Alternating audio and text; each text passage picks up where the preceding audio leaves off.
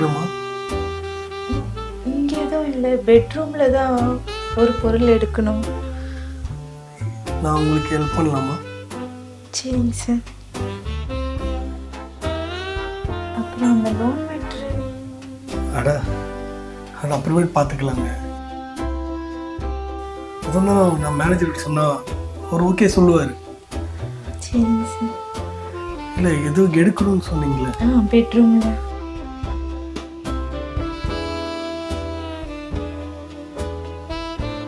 இல்லை ஏதாச்சும் உங்களுக்கு எதனா தேவைப்படுச்சுன்னா இங்கே எடுத்துடலாம் ஃபஸ்ட்டு. இல்லை, பெட்ரூமில் தான் எடுக்கணும் சார்.